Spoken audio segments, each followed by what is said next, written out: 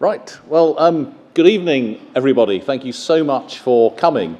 And thank you particularly for coming because this is a purely in-person event. This is not a hybrid event. So it's only you who are able to see this live, though we are recording it. And thank you particularly for coming on such an exciting day as we get a new leader.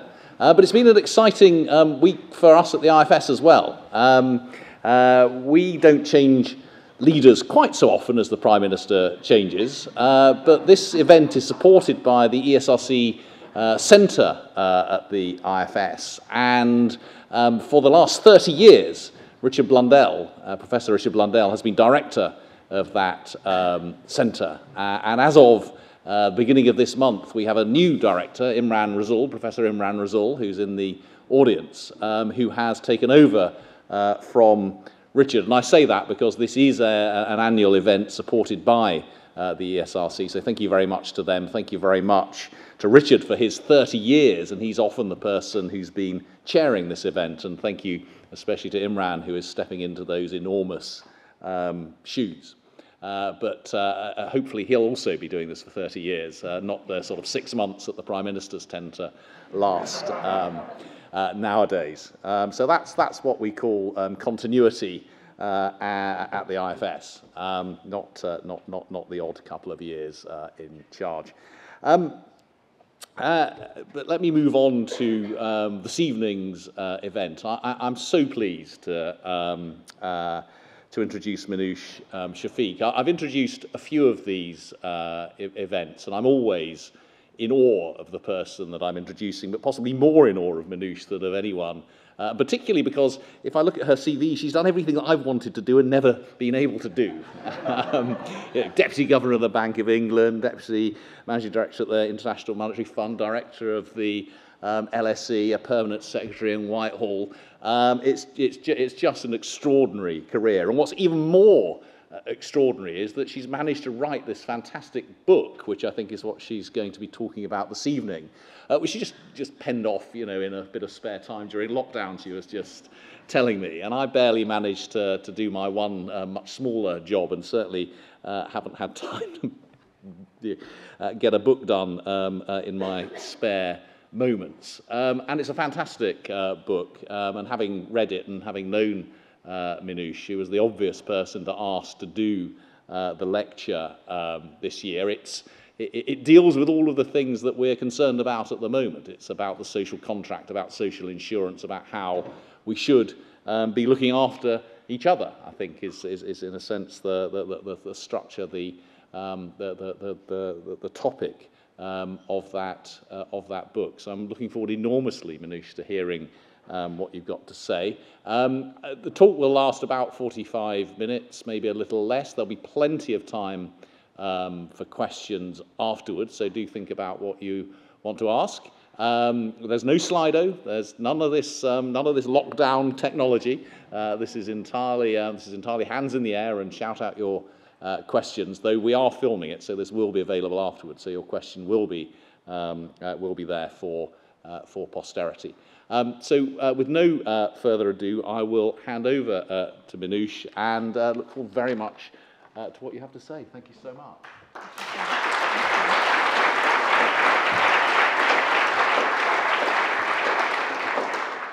Well, thank you very much, Paul, for that generous introduction. I'm sure you could have done all those jobs much better than I did.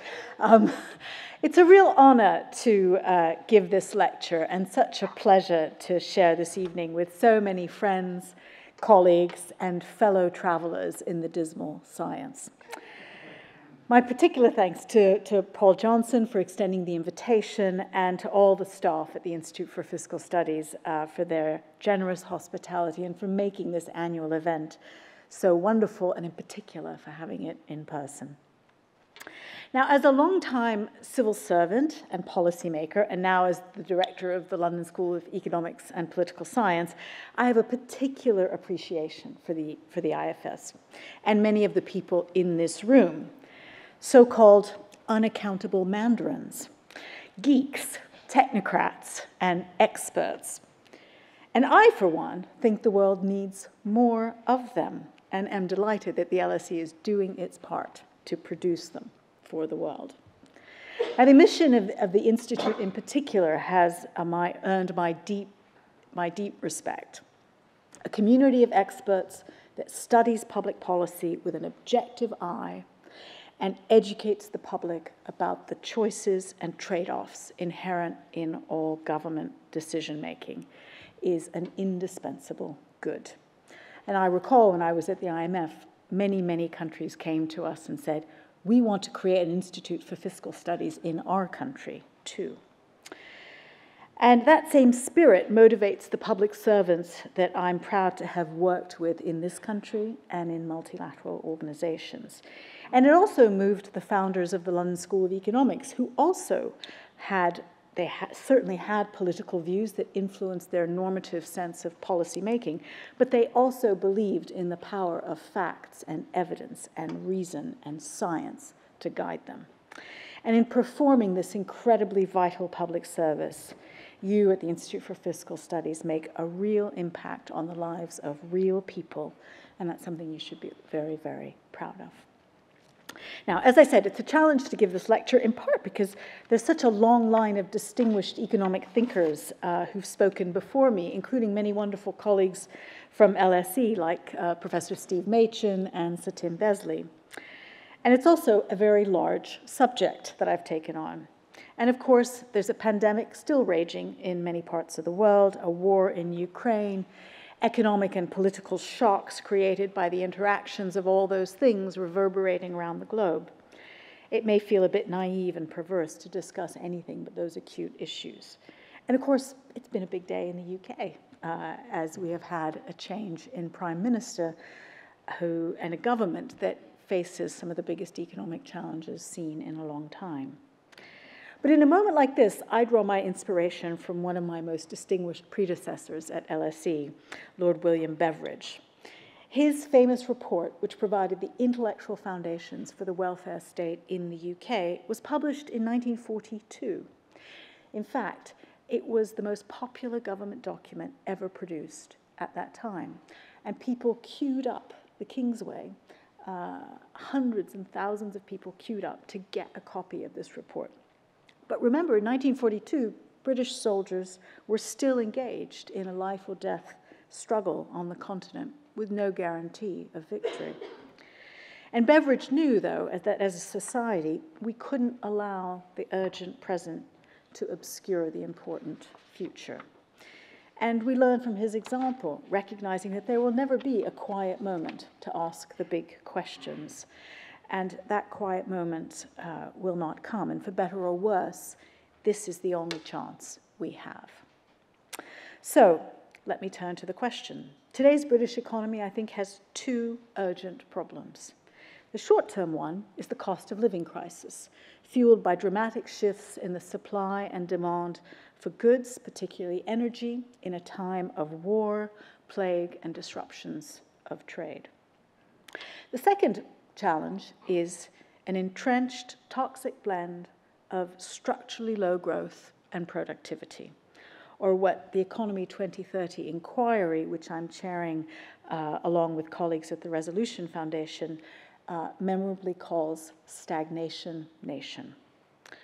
And with the highest inflation rate in the G7, labor productivity half the OECD average, shrinking real wages since 2010, and a host of other terrible economic indicators, it is no surprise that the Bank of England projects that this year British households will see the biggest collapse in living standards since records were first kept 60 years ago. Now, in combination, these problems appear as an acute, unexpected, and short-term catastrophe. And now they've been synchronized with changes in political leadership, and they've become the subject of partisan politics, even further removing them from the kind of objective, sober, and reasoned analysis that the IFS specializes in and is so badly needed at the moment. But of course, our present crisis is not acute or unexpected or short-term at all. It's merely the latest symptom of chronic structural and long-standing problems. These failures share a common origin, I think. the breakdown of the basic set of norms, rules, benefits, and obligations that bind individuals, firms, and states together and define what we owe each other in a society. Over recent decades, we've seen a breakdown in the consensus about the way the economy functions and what most people expect of what society will provide them and ask of them, what I call the social contract in my book. From the spike in energy prices to the NHS backlog, we're failing to provide a decent minimum level of security for the worst off in our society. In our failure to put in the maximum investment in the capabilities of our people, we are ensuring sluggish future growth and embedding greater inequity between people and places. And in our flexible but highly insecure labor market and our haphazard approach to decarbonization, we're failing to share risks intelligently and equitably across society and across generations. So what I hope to accomplish tonight, and what I hope I tried to accomplish in my book, is to make the argument that our social contract has been broken, but how we might organize ourselves differently to provide greater security and opportunity to all citizens. And such an approach would, I think, also increase the well-being of our citizens, which, of course, Gus O'Donnell has been a long-term champion of. I'll argue that if we think about today's urgent problems in the context of our social contract, we are more likely to come up with a coherent set of solutions to current challenges, but also long-term ones. So, what are these long-term questions that I think shape the social contract? For example, are children raised at home by mothers or grandparents, or does the state provide childcare or paid parental leave so that both parents can care for children and continue to work? How much of healthcare is the responsibility of individuals, and how much do we pay for collectively through insurance or public funding? Do we expect employers to provide contracts with regular hours and benefits, such as sick leave and pensions, or do we expect workers and their families to carry the risks of illness and old age? And how much do we invest in future generations, and what endowment do we leave them in terms of physical, human, and natural capital? Let me start by why I think the social contract is broken. Until the late 20th century, social contracts were built on the premise that families would have a sole male breadwinner and that women would take care of the young and the old. There was a presumption that people would stay married until they died, give birth to children only when they were married. They would have steady employment with very few employers over the course of their lifetime. The education and skills that they accumulated in school between the ages of roughly 6 to their early 20s would be sufficient for that career. And most people would only live a few years after retirement, and the support that they needed in those years would be provided by their families. Now, as I've described those assumptions of the old social contract, you're probably sitting there thinking that bears no relationship to the world that we live in today. Today, half of women are employed in the labor market, and that upward trend is universal. In advanced economies, between 1/3 and 1/2 of marriages end in divorce, and in most developing countries, of course, the rate of divorce is increasing. A growing proportion of children are born outside of marriage. The average worker has many more jobs over the course of a lifetime, and technology is likely to increase that over time. And while many developing countries are still transitioning to having more workers in the formal sector, there are growing signs of informality in many advanced economies. I often say that the gig economy is just a cool word for the informal sector. And of course, climate change brings massive risks that could disrupt our economies and the sustainability of our societies. I think the biggest disruptors of the social contract thus far have been the changing role of women, which have affected childcare and elderly care, and technology, which has fundamentally changed work and what we need from our educational systems. Looking forward, I think there'll be even more disruption caused by aging and climate change. And of course, the pandemic revealed the cracks in our social contract even more, with women struggling with homeschooling, precarious workers unable to take sick leave even when they had COVID, and those in the vulnerable groups suffering the greatest loss of life. On the flip side, the pandemic also showed us how work and education could be organized very differently, and we're only just beginning to adjust to those new possibilities. Now, let me also start by making an important distinction between the social contract and the welfare state, since they are not synonymous.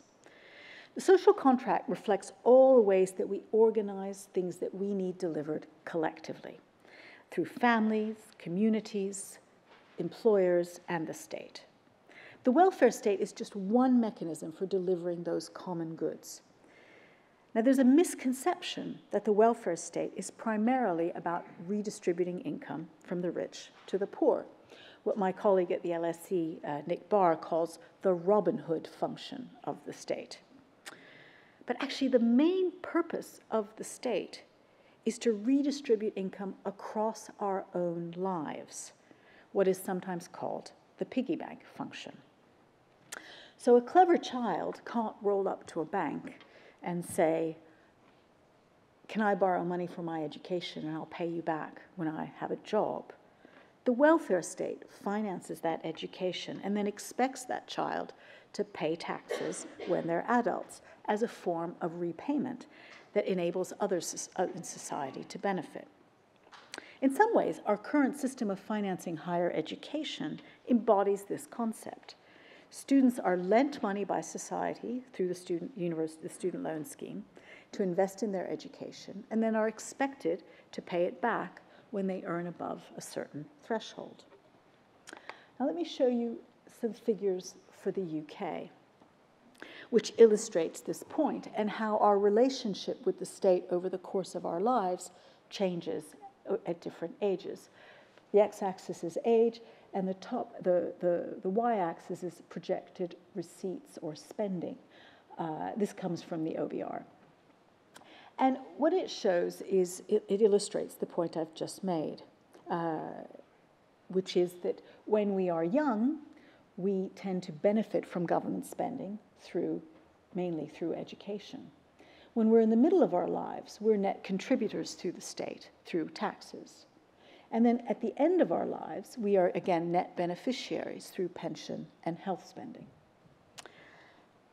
My former LSE colleague, John Hills, who we lost sadly last year, argues that in the UK, for the vast majority of people, they put into the state as much as they take out.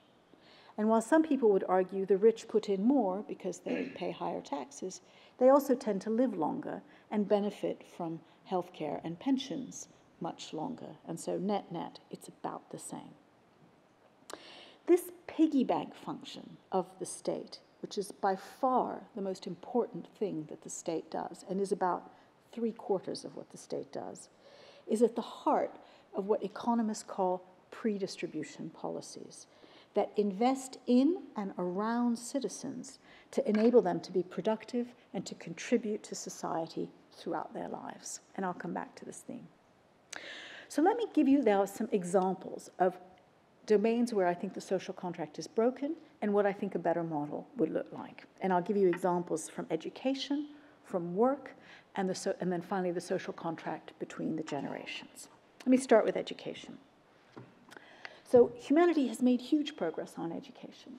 This chart illustrates for a group of countries where we spend our money between pre-primary, primary, secondary, and tertiary education, and then at the very end of the bar charts, adult learning.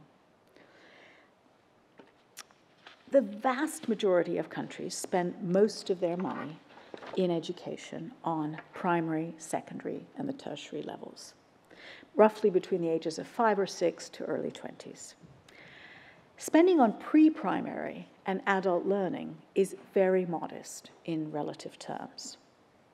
And yet research from places as diverse as Jamaica and Chicago show that providing extra nutrition to preschool children and supporting parenting skills early in life generates huge improvements in educational outcomes and lifetime earnings later in life.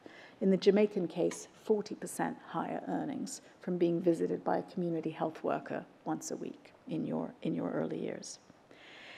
In the UK, we used to have a program called Sure Start, but we never ran randomized controlled trials or stuck with it long enough to be able to comprehensively evaluate its impact.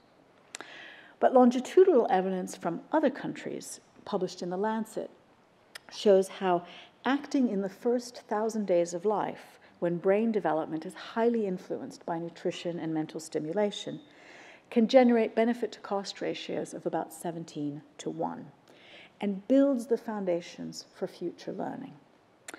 And I would argue that if you really care about social mobility, early years education is the best investment that you can make.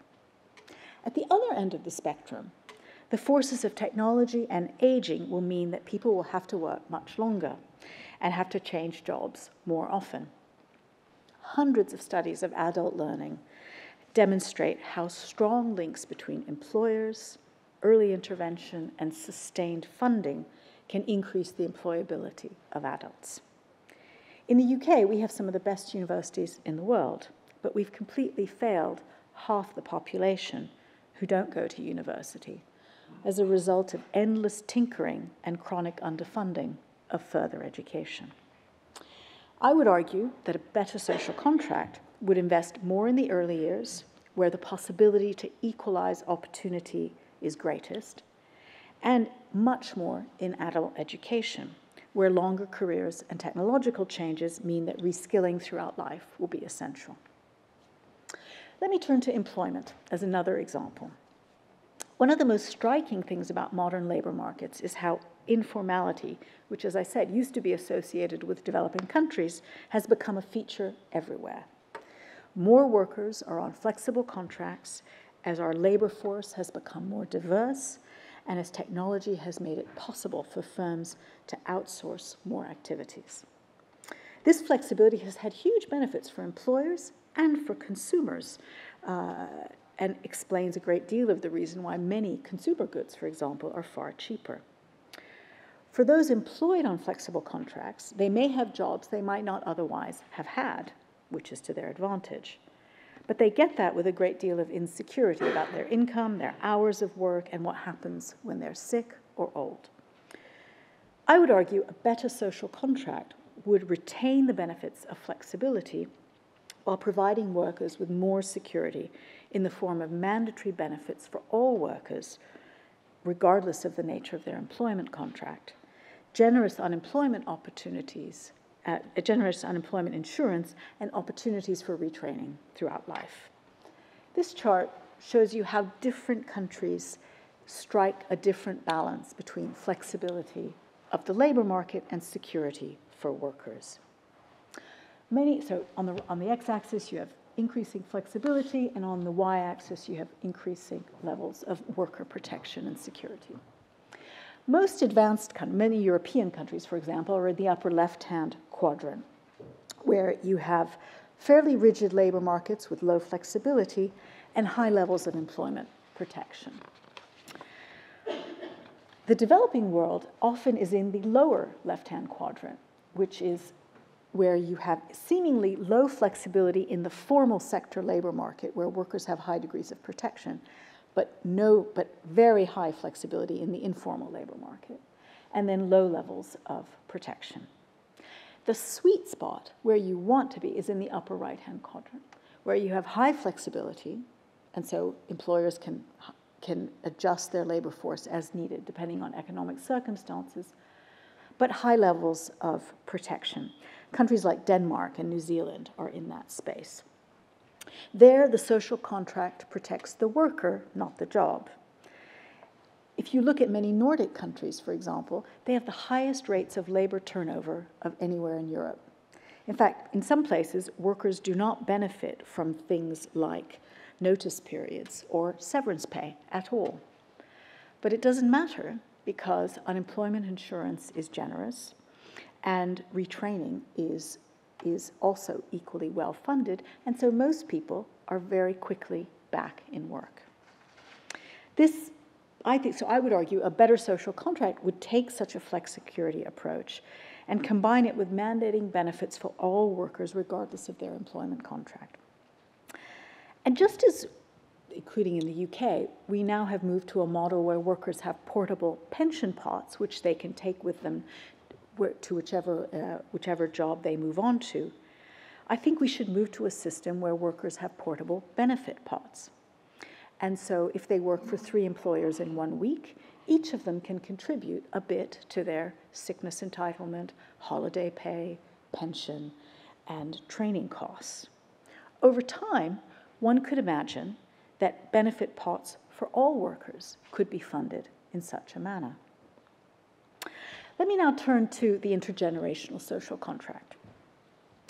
Every generation wants to leave the next generation better off than itself, and yet we are at risk of leaving future generations poorer prospects for their livelihoods, high levels of debt, and a severely damaged planet. If you look at polling of whether people think the next generation will be better or worse off than their parents, what's really striking is that in the emerging markets, people do expect the next generation to be better off, and that's probably a pretty good assumption. But in the advanced economies, the majority of people think the next generation will be worse off than their parents. And of course, there is good reason to believe that. Most adults, well, clearly the pandemic has disrupted education for many young people, their employment prospects, and the likelihood of things like home ownership is far later. They will, of course, have to repay the debts that we have accumulated in the financial crisis and during the pandemic. And there's no doubt that we're leaving the next generation a planet which has far less biodiversity, will be hotter, and carry many environmental risks for them.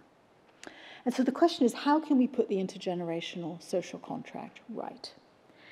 I would argue that we need to invest hugely in the education of young people to enable them to be productive over what will be very long working lives. For many people in this room, I think we always thought of a career as being roughly 30 years. I tell my students at the LSE they need to be planning for careers that are at least 50 years. And in order to do that, you'll need to invest in your skills throughout your life. I think we also need to do as much as we can to redress the environmental damage that we have wrought, and find ways to reduce the fiscal burden on future generations. To achieve that, today's older generation will have to work much longer. And we need to link retirement ages and the eligibility for pensions more explicitly to life expectancy. And so as people age, they should just automatically expect to work longer. And of course, we should tax carbon. We can go into that. I think that combination of high investment in the next generation, longer working lives for the elderly, taxing carbon would be the beginnings of a better settlement between the generations. And I think it would be an enlightened investment in the older generation in the next, in order to ensure that someone will be able to pay the healthcare bills and the pension requirements of this generation. Now, let me step back and say, okay, what are the principles that I think should underpin a better social contract, and what would those principles be? Well, if you go back to 1909, when Beatrice Webb dissented from the Royal Commission on the Poor Laws, she argued that a better social contract for the UK should, and I'll quote her here, secure a national minimum of civilized life, open to all alike of both sexes and all classes, by which we mean sufficient nourishment and training when young, a living wage when able-bodied, treatment when sick, and a modest but secure livelihood when disabled or aged. So more than 100 years later, I'm not sure she'd be very impressed at how far we've progressed on delivering on those principles. So what would a better social contract look like, and what principles should guide us? I would argue that there are 3. First is minimum security for all.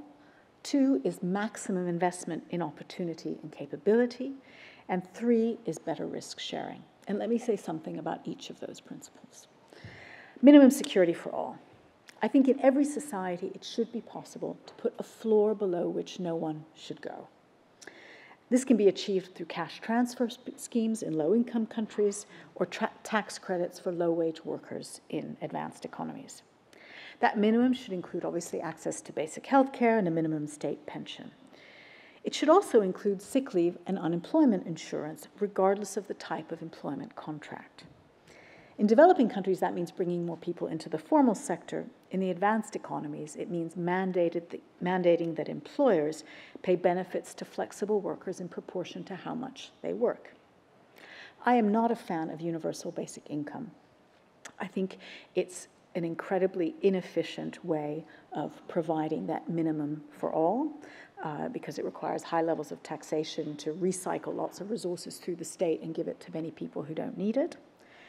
But I also think philosophically, universal basic income violates the principle that underpins social contracts in really every country, which is that if you are an able-bodied adult, you are expected to contribute to society in exchange for being looked after when you're young and when you're old. So that's how I would deal with minimum security for all. On the second principle, which is maximum investment in opportunity and capability, I would argue that in too many places, talent is wasted because opportunities are not provided to all, and disaffection is greatest in those countries where the prospects of improving your lot have diminished over time.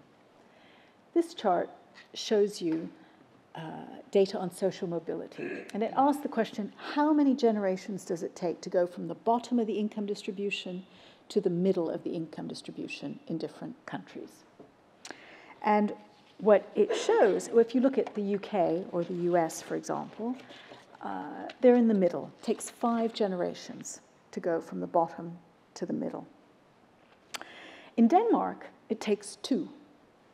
In countries like South Africa or Brazil, it takes 9 generations, which means that on average, the prospects of ever becoming middle class if you're born poor are non-existent.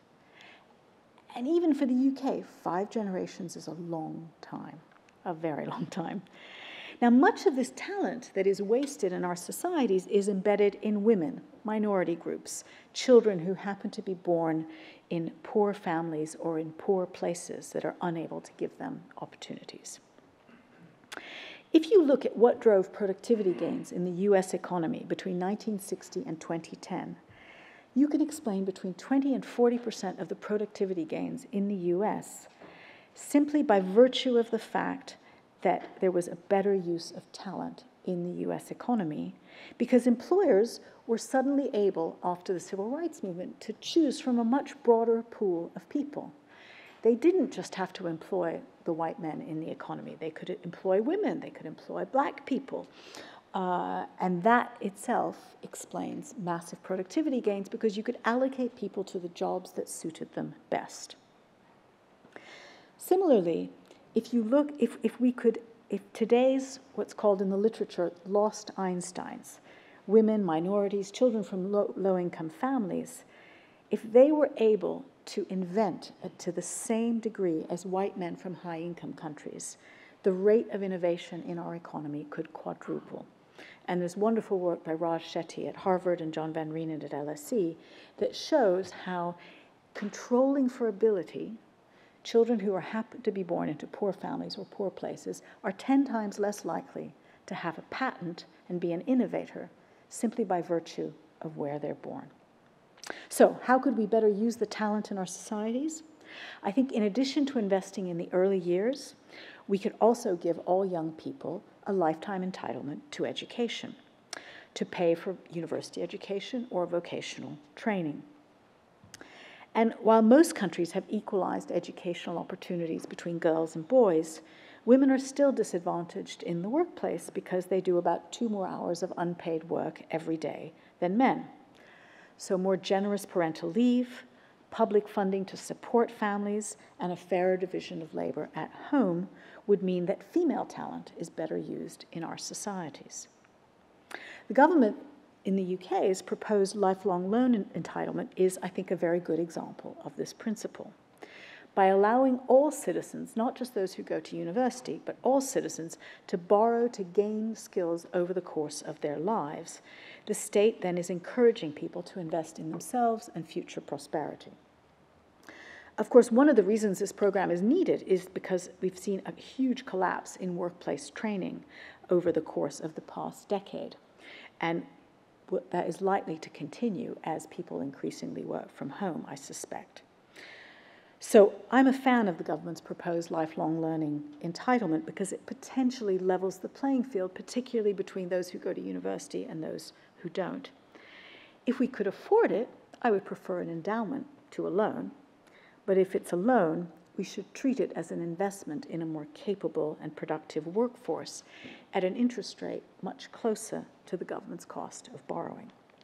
I think this is especially the case for a service economy in the UK, where in the end, in a service economy, it's all about human capital. And we are quickly moving to a world in which, unless you have some tertiary education, you cannot expect to have a decent standard of living. So let me turn finally to the principle of sharing risks better. Too many risks in society are being borne by individuals when they would be more efficiently borne collectively. For example, it's possible to maintain flexibility for employers to be able to hire and fire workers depending on market conditions if workers know that there's unemployment insurance and retraining available to provide them security until they find a new job. A similar rebalancing of risks needs to occur around childcare or health or old age. For example, why is the cost of maternity or parental leave borne by employers when parental leave paid for through general taxation would create a much more level playing field between men and women in the labor market? Many health risks, of course, are more efficiently managed collectively. We have automatic enrollment in pension schemes in the UK, and that's resulted in a huge improvement in pension coverage. But we could also consider insurance, requiring insurance for old age care to give individuals more security at the end of their lives, such as they do in Germany or Japan. Okay, so let me come to the question that inevitably will be asked by an audience of the Institute for Fiscal Studies, which is it affordable?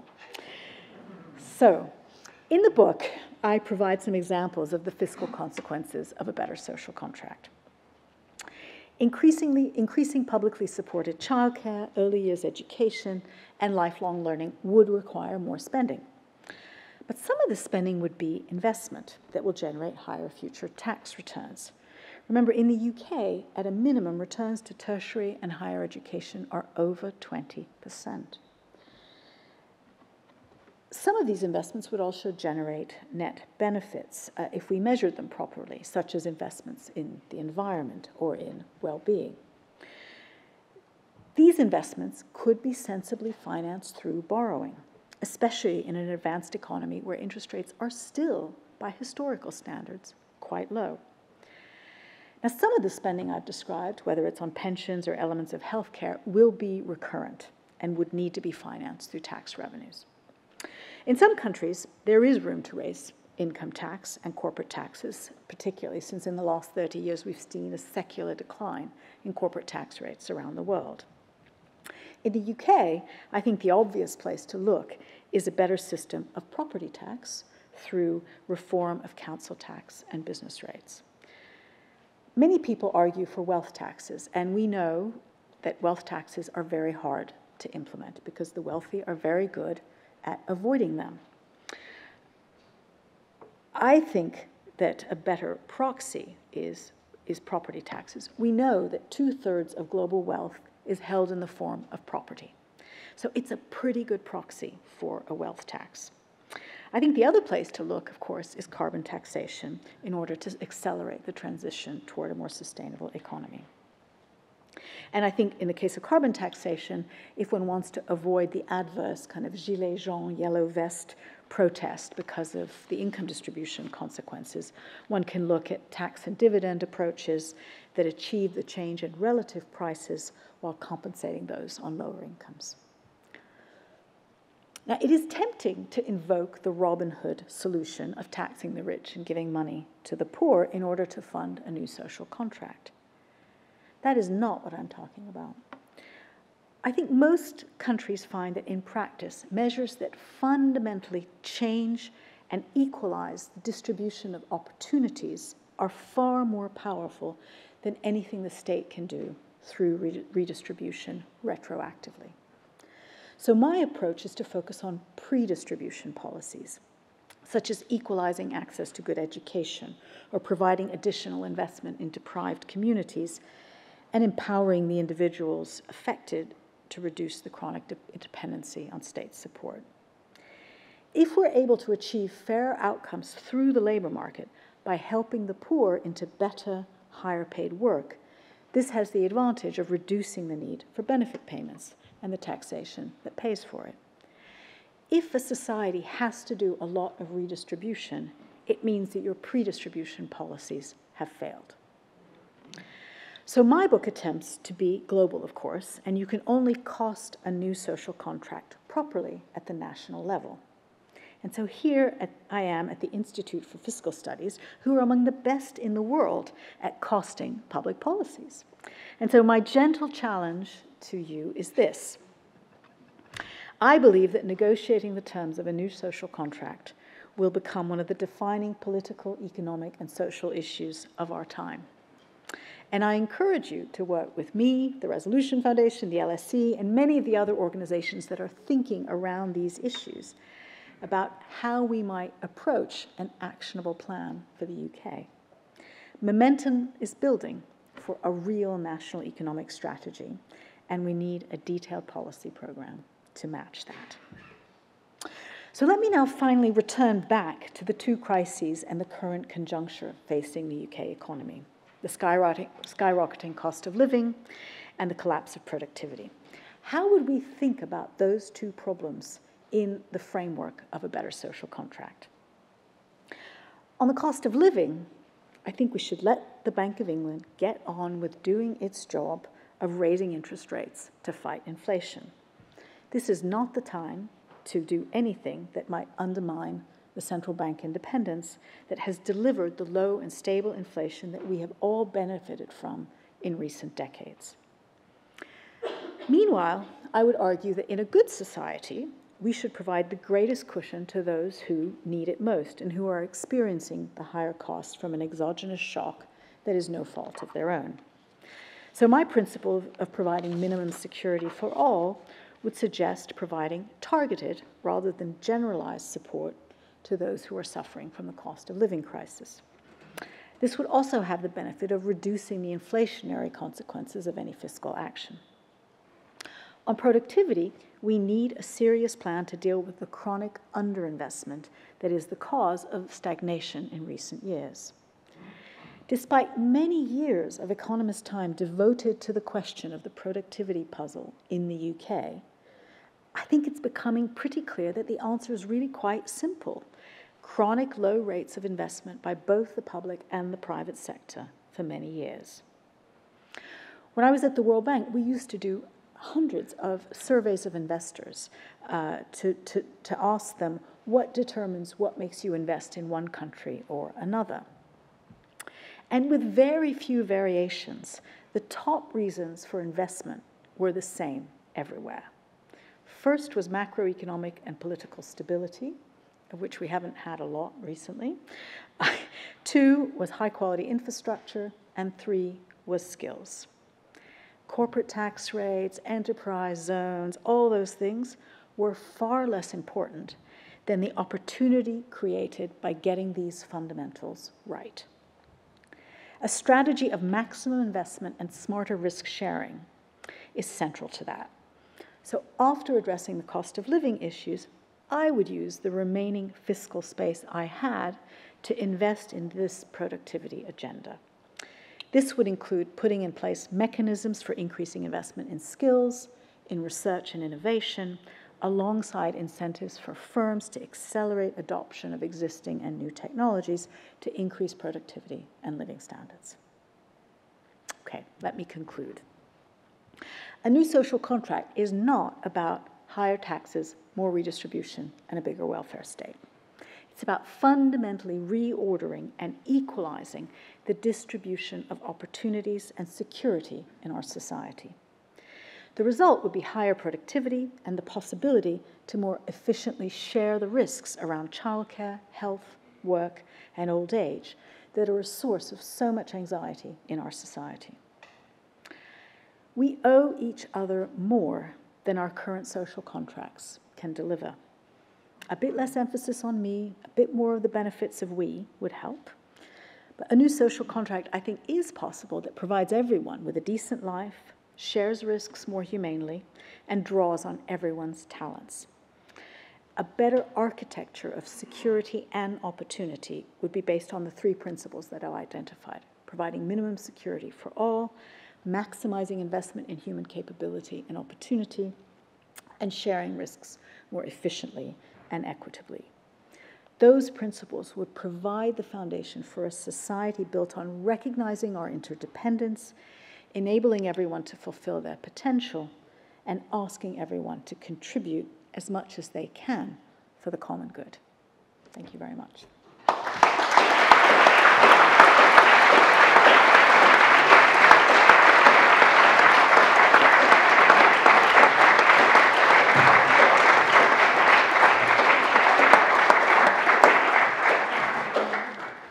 Minouche, thank you so much for an amazing tour de force and an amazing set of things that you've covered and given us hope, actually. And I think we needed a bit of hope under current circumstances, because what you've set out is at least the framework for moving forward from here, and ought to be music to the ears of our new Prime Minister, who keeps talking about wanting to be able to do all sorts of things because she can make growth happen, though she seems to think simply not increasing taxes is all that she needs to do at the moment. But I think, as you've pointed out, there's rather more to it than that.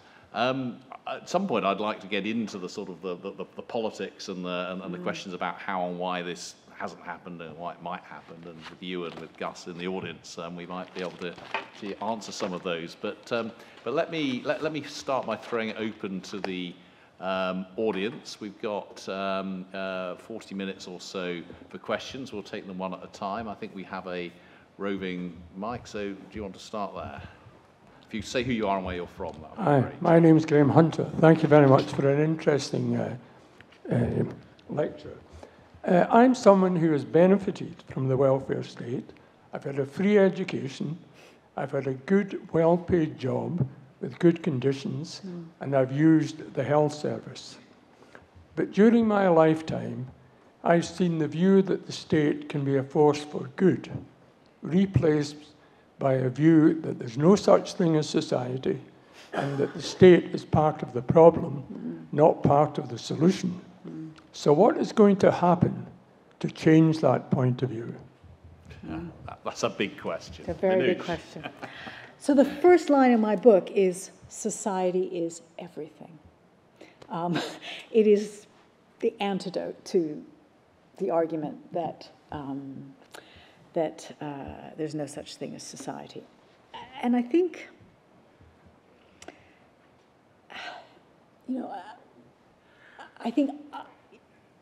I, like you in my personal life, am acutely aware of the benefits that I have had from support I have had from others. And I think I'm not going to give a very good answer here, but I think one has to tell those stories and remind people. There is a sort of, Michael Sandel has a very interesting book called The Myth of Meritocracy. And there is this unfortunate narrative that if you're successful, it's because you are clever and you've worked hard. Whereas a huge part of success for many successful people is that they were lucky and got a really good start in life.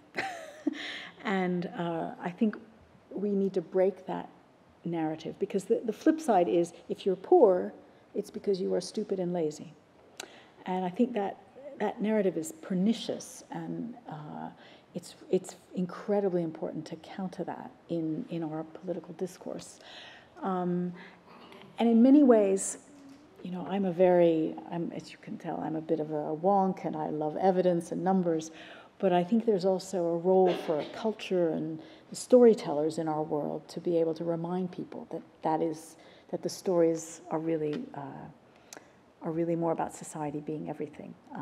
And I think that's really the only way we're going to change this narrative, because it is a narrative problem rather than a fact problem, because the facts are clear. It's a terribly interesting challenge to all of us who are the numbers wonks, that clearly the way the narrative is told matters enormously. And indeed, when you do opinion polling, you do find that a very significant fraction of people believe exactly what you said, that success derives essentially entirely from their own hard work and failure from failure to work. And the sorts of stories that you're telling need to go alongside the evidence. And it's something that I think us wonks have failed, actually, and it's a job for us to do. Agree. So a question at the front here. Mohammed Amin. First of all, Baroness Shafik, after listening to your lecture, as you were winding up, I bought your book. Oh, thank you. I can understand why everything you said is about what society, the state, government, legislation, etc. can do. But do you have anything to say about what individuals, families, social groups, religious groups, etc.? Because I see them as very much a big part of the social contract of the wider networks that we grew up in. As somebody who started off in an incredibly poor family, but with massive parental support from illiterate parents, and ended up as a partner at PwC, I'm extremely conscious about not just individual behavior in the sense of what I did, but actually the network around me that encouraged me to do what I did. Yeah, no, absolutely. I very much agree with you, and I think that's why I like to talk about the social contract rather than the welfare state, because it comes down to, you know, in terms of the role of individuals, everything from how we divide up labor in our home has huge consequences for the opportunity set that people in that household face. Individual teachers, who all of us can remember, individual teachers who were transformative in our lives and supported children who were disadvantaged, who didn't have the support that they needed, who, as part of the social contract, then have huge benefits. So I think you're absolutely right that families, community groups, neighborhoods, civic organizations play a huge role in the social contract in many societies, and are a huge driver of wealth and productivity gains. The classic Putnam story about, why is the north of Italy rich and the south is poor? Because they have better civil society and better civic organizations which support people. So this isn't just an issue of the state in terms of what has to happen. Quite agree with you. But do you think there is a way that the state can help foster that? Because you're clearly right, but if you don't think there's a way the state can foster that, whose job is it to do that? It's a good question. Do you remember The Big Society? Indeed, yes. It didn't go so well, did it? I think, I think that is a role for individuals and community groups to foster that. And one sees examples very often in different contexts of communities coming together and supporting people and building a better social contract. I think it is hard for the state to make that happen. I do think that things like investing in education and putting extra resources in deprived communities enable those communities to then build that capacity locally. So I think that would be the way I would think about the state supporting that evolution. And it's something where the state needs to be very careful, because it very quickly becomes satire when you have the big society and yes, quite sensible things underlying it, but very difficult to translate into the narrative that you're describing. Yeah. Further questions? There's a gentleman here, and then we'll go over there.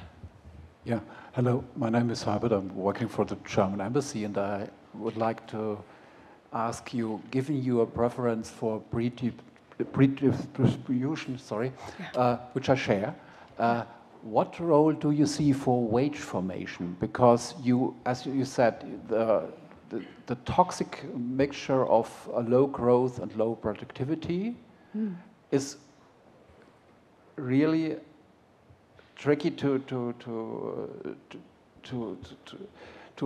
touch on, but in your social contract, I missed a little bit the notion of how can we strengthen wage formation for decent wages, so as a productivity driver as well as for a decent living. This is not included in your book, which is actually really good, but this old idea of self-organizing social contracts by the people with decent wages, I really missed in your book. Yeah, yeah. So I think what I would argue on wages would be that I think earned income tax credits are a really good thing for putting a floor on people's incomes. And so I believe in market-determined wages, but topping them up where needed in order to provide a minimum standard would be a first important step. The other piece, of course, is skills and investment in skills. And I think there's no reason why we probably, in some countries, for example, governments provide pretty substantial tax incentives for firms to invest more in their workers.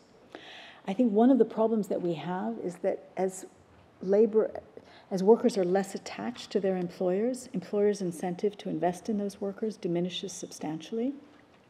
And so we have to find another way to invest in skills, which is why I end up going to the learning entitlement of giving workers control over the resources to be able to invest in their skills. Otherwise, I think we end up in this kind of low-wage, low-skill trap that many workers in the UK are in. Over there. Hello, my name's Errol. I guess I'm here in my capacity as a ex-UCL economics student, but I'm a local business owner now. And I look at this and I thought, oh, that sounds awfully expensive. And I'm glad that you tried to address it towards the end. In particular, though, I wanted to pull you up on something that you tried to use as a way of paying for it, which was looking at, in particular, education spending as a form of investment and allowing it to pay back through a growth in human capital. But I can remember kind of in '97 when we promised 50% of people going to university, yet we still have a productivity puzzle. We still have an issue. So I guess the question is, did we do something wrong in '97 and will we do something differently now? Or where has it gone wrong? I mean, I don't think it was a mistake to enable people to go to university. And I think the financing scheme, it's not perfect, and we could have an argument about the details of the financing terms, but I actually think that has contributed to higher productivity in the economy. I think the problem is the 50% who didn't go to university and what support they got in terms of increasing their skills. I think the other piece of the problem isn't about human capital at all. It's about business investment in this country. So if you look, the amount of capital per worker in the UK is too low. That workers do not have the, let's just call it machines and tools, to be as productive as their peers in other countries. And I think that is more the problem. So I don't think the university investment in higher education is the problem at all. I think the problem is those who did go to university and the fact that business investment remains very, very low.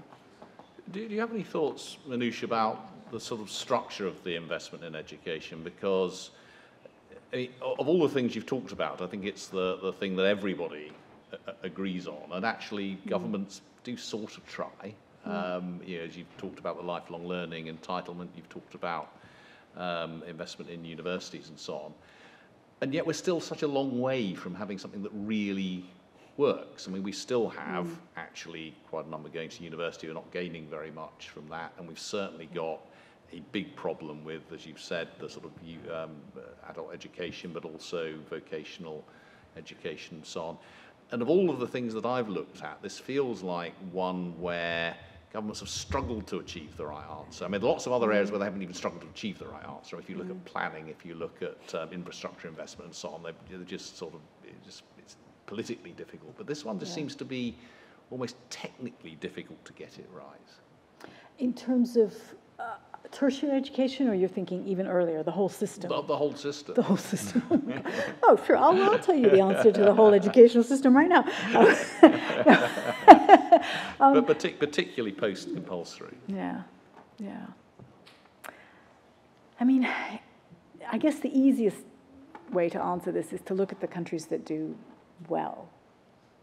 And, you know, it's the usual suspects. It's the Finns and the Estonians and the Danes and what characterizes their educational systems. They tend to be public and very accessible to all.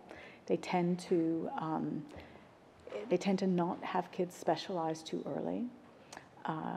They tend to give teachers a fair amount of autonomy to respond to the needs of the children in their classroom.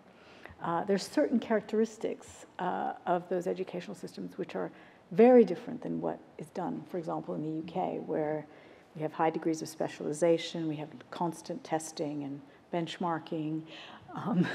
We have a very rigid curriculum which teachers have to abide by. There's actually quite a nice, the Times Commission on Education, which I think goes through this in much more detail than I could do now. But I think they are pointing to some of the answers to an education system that delivers better productivity and better well-being. I was a member of that commission, so I recommend very good. Very good. Well, so you knew the answer. I don't know the answer. Gus. Thank you very much. Just to follow up on that, I've been thinking, having read your book some time ago and love it, what kind of system might best deliver the results you're after? And as you said, the usual suspects are at the top, and they're the ones that are top of well-being leagues as well.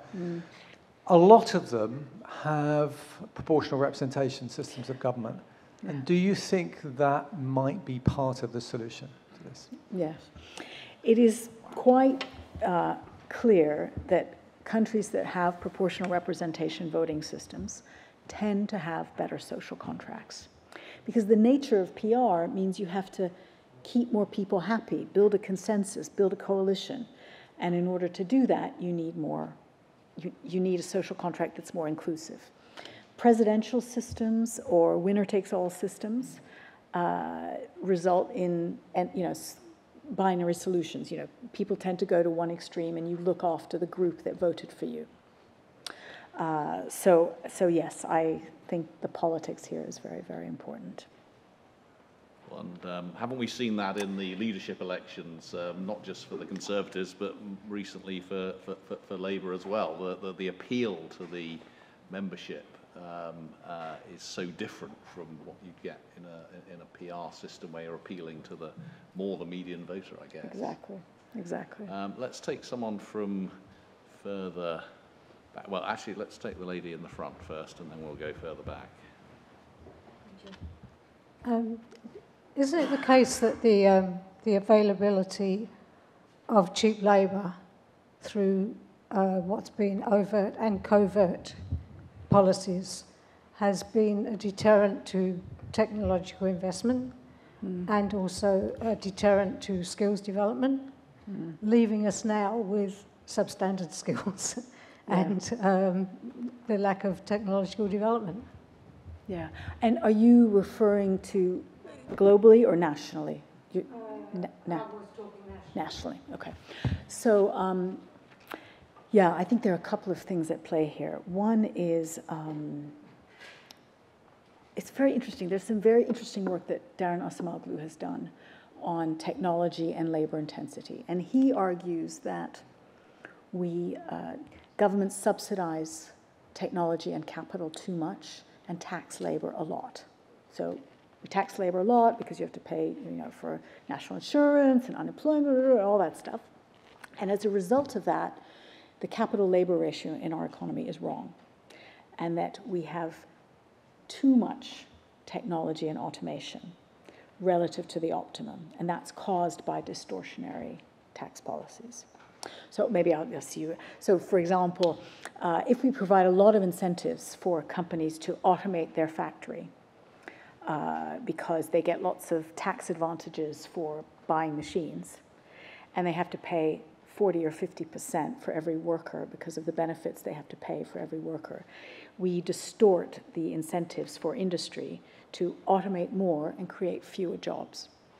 Now, I don't know whether it's a controversial argument, because the flip side is you have very high productivity per worker in that scenario, right? But I guess his argument is, from a social policy point of view, it may not be optimal in terms of job creation. I guess, as an economist, the right answer is you need a level playing field between capital and labor, and let firms choose the right mix of technology and labor depending on what is economically most efficient. Part of the argument in the UK, I think, has been that because investment levels have been low, we have a highly labor-intensive, low-productivity equilibrium at the moment. So, hiring another worker is cheaper than, this is true up until recently when we've got labor shortages, but this is the kind of the model pre-Brexit, pre-COVID, that the incentive to just keep hiring more workers rather than invest in technology was part of that model. Just one right at the very back.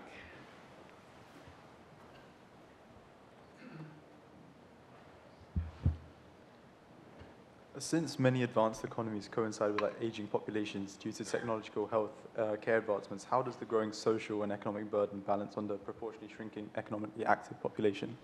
Oh, could you repeat that? So, since many advanced economies have aging populations, how does the shrinking, relatively shrinking economically active kind of share that burden in the long run? The shrinking working age population yeah. So populations are declining everywhere in the world except Africa at the moment.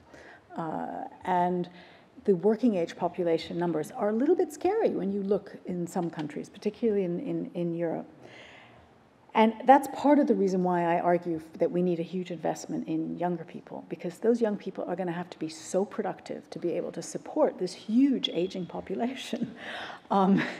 And it's also why I argue that older people are going to have to work a lot longer, because the numbers just don't add up. I think the other thing is that we need to be able to keep women in the labor market. So, countries like Japan have realized, with their very low levels of fertility, they can't sustain the pension system unless they have more women working as contributors in the labor market. And of course, to keep women in the labor market, you have to provide decent childcare, and you have to have a better division of labor at home. So I think all of those are ingredients for dealing with the demographic problem.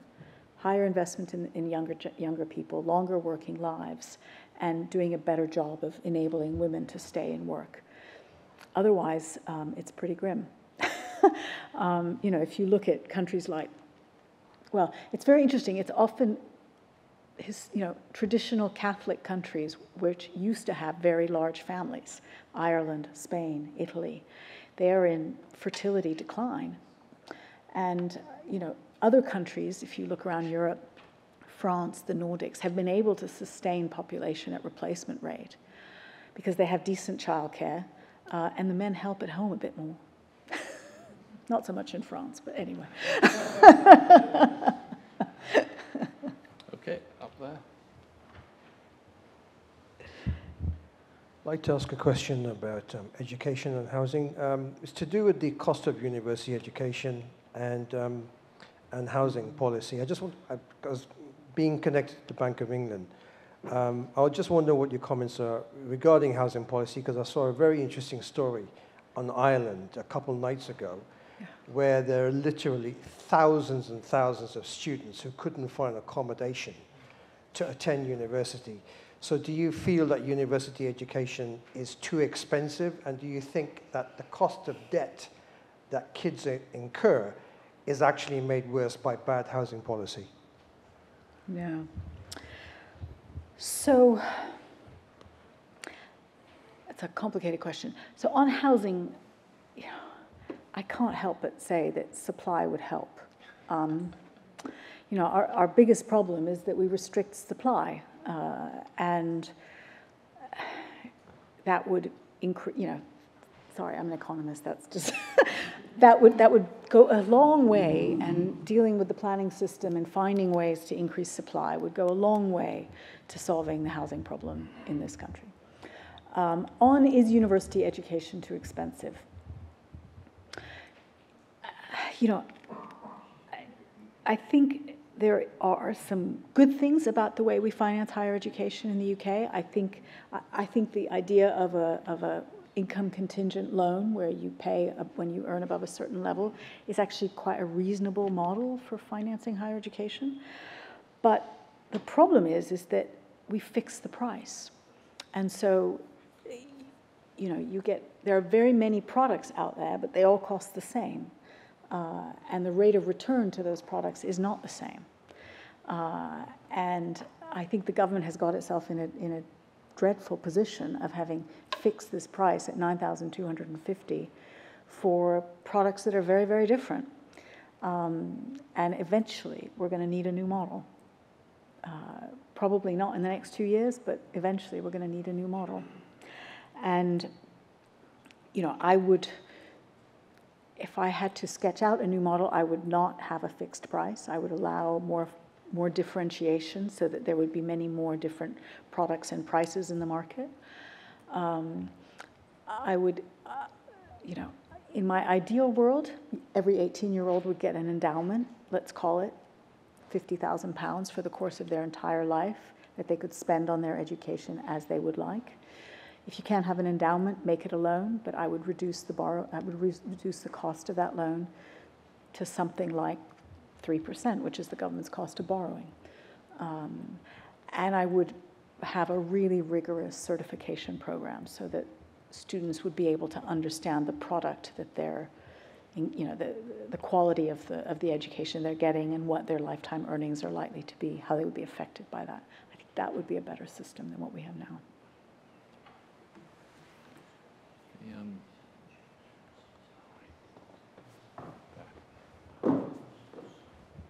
Hello, thank you so much for the lecture. My name is Ekaterina. I work for Harvard and LSE Growth Collab.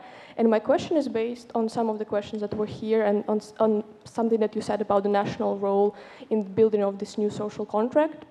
So I was wondering, what place do you see for the supranational or international bodies, and if you see a place for them at all in building this new social order and new contract?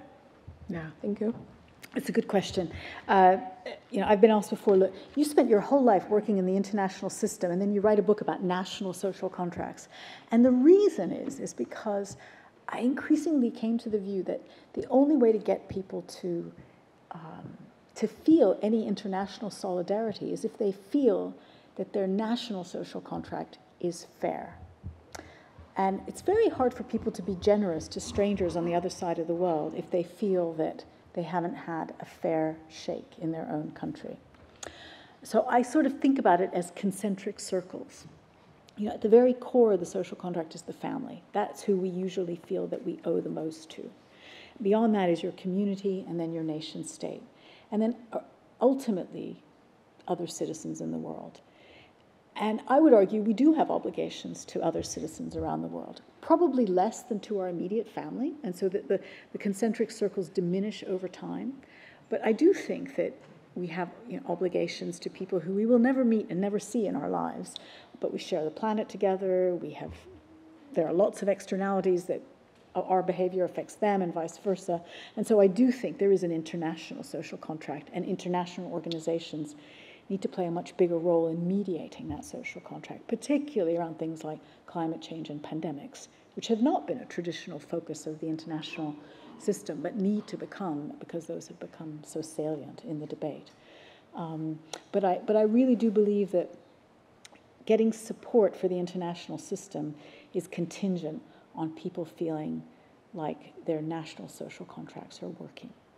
You know, auto workers in Detroit will not believe in globalization or an international system if they feel that in their own society they're not being given a chance to have a decent life. And so I think the two are very intertwined. take the gentleman at the front here. We'll have to wrap up before very long. So thank you very much for the lecture. It was quite interesting. So currently we have more of a linear economy, and what your social contracts are more proposing a kind of circular economy. But the new government is currently talk about a lot about growth, which is more representative of a linear economy. But so how can we start to adjust our national objectives and kind of how can we start to kind of take the first steps to implement the proposed social contracts? I'm glad you asked that. I wanted to get on to the, what's the first thing to do? How do we, I mean, it was it was incredibly wide-ranging, but I think a very quietly radical agenda that you set out. And I'm really interested in your thoughts on, what are the steps from here to there? Yeah. So I sort of think of this as a way to think about policy problems. So the cost of living crisis or the productivity questions. How would you think about it in this kind of framework of a social contract and this sense of the interdependence between us in society? Where would I start? I think if you look historically at when social contracts were renegotiated, it tended to be at a time of crisis. And it usually wasn't in one shot. It was different pieces are put together at different times. When Beveridge wrote his report, it was written as a report, but it was tackled through a series of pieces of legislation around unemployment insurance, the creation of the National Health Service, the sort of structuring of pension schemes in a more comprehensive way.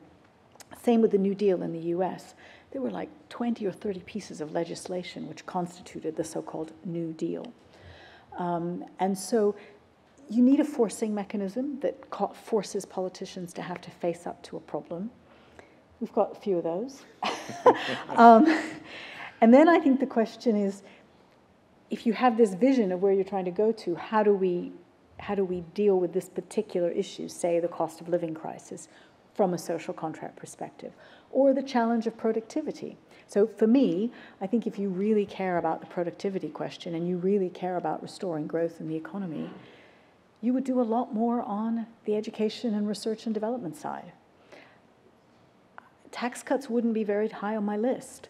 I would look a lot at infrastructure and looking at decentralization and letting poorer communities have real resources to invest in infrastructure.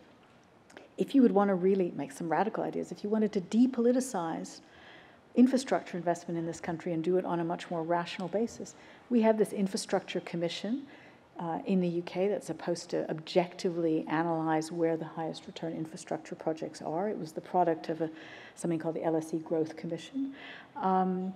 You could give them 2% of GDP to invest.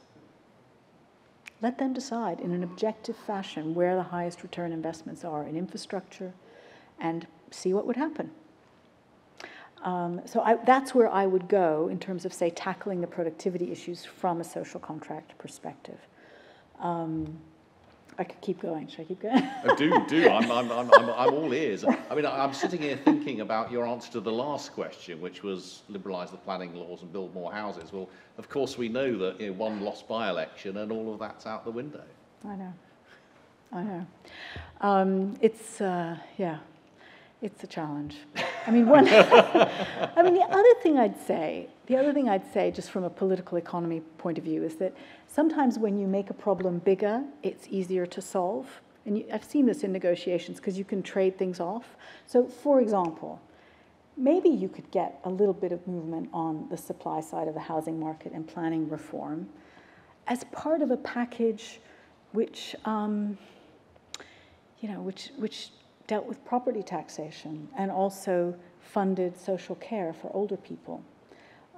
And so that some people would people who are older who have homes would be incentivized to sell those large homes, which they don't need, but have a generous alternative on social care, which would compensate a bit for that, which would free up some housing stock and maybe the liberalization of the planning regime would increase the housing stock. And so sometimes those kind of political deals can be assembled by good politicians who don't just go one issue at a time, but have a wider vision of what they're trying to achieve. An opportunity for a new Prime Minister, for sure. Wow. Over there, the gentleman in the glasses. Thank you. Matthew Hills from PwC Economics. You mentioned, a flexible labour market is good, but then it definitely is. There's lots of positives to that. One downside is your employees can disappear. You invest in your employee, you train them, you send them somewhere, and then they disappear off to your competitor. And that's seen in that workplace training rates are falling. And which probably goes to some way, and you mentioned this, to productivity. Yes. You mentioned there was a potential solution to that, and we're doing a lot of work looking at these with organisations. How practical are those? How feasible or how big of a problem is this, do you think? Yeah. I mean, well, my thought would be to, this is, again, a little bit radical, to de-link benefits from jobs, from individual jobs, and to have, we used to think that portable pensions would be impossible to organize, but we've managed that. Why not have portable benefits, and why not include training in that portable benefit? So I, as a worker, let's just say I work for 3 employers a week. I'm a freelancer. All 3 of those employers pay a little bit into my sick pay, my holiday pay, my pension, and my training budget. And I then can use that training budget to spend it on skills acquisition that I might need should I want to change jobs in the future. In a digital age where, we've got portable pensions, we've got student loan accounts, I don't think that's technologically or practically an insurmountable solution. And I think it's one of the ways, I think this problem is only going to get worse with working from home, because I think the attachment between workers and their employers is going to diminish. And how do we sustain skills in our economy when we have that low attachment? And so I think we're going to have to empower workers to do it themselves and give them both the financing and the information they will need to be able to sustain skills relevant to the labor market. So I don't think it's actually insurmountable. Well, that does feel like quite an individualistic solution in your sort of your overall framework of the social contract. And it does scare me what you're saying about working from home making it more difficult. We know we've seen the demise of trade unions and community groups and more atomization anyway. We move to people working at home, and then you create an infrastructure which atomizes further. I suppose I'm thinking within your framework, I thought an alternative solution might be to have other forms of collective responsibility or social contract to give what you're after. Yeah. So you are seeing that in some professions. I always think of this fantastic organization in India called SEWA, the Self-Employed Women's Association, which provides collective training for self-employed women in India. It's huge. It's a huge organization. It's like a million members. And so you could see that as a solution. You're absolutely right. I think the question is, how do you finance it? So maybe, I guess what I've described as a individualistic financing model so that workers have the resources to invest in their skills. But you're right that you could have collective delivery of that, which could be quite powerful. Because personally, I also, in a way, what you're describing as you use as a model is the pension system we've got with auto-enrollment into individual pots, which are fully flexible. But the worry there is there's no risk sharing there at all. So this is an entirely individualistic thing. And if your pension pot does badly, and you don't even have to buy an annuity, you're almost moving away from your social contract. So I'm not a fan of the individual pension pot, is the truth. I'm using that as so I would prefer a collective defined contribution system where there is risk sharing among people. So in that system, you have everyone has an individual pot which generates returns for you, but it's managed collectively so that you get the benefits of scale of having pooled pensions, and also you get some risk sharing in terms of the life cycle. So I could nerd out. Do you want me to say more? I can say a lot more about this if you want. But I think collective defined contribution pension schemes get the right balance between individual and collective risk sharing. And that's a really good example of a better approach to risk sharing and a better social contract.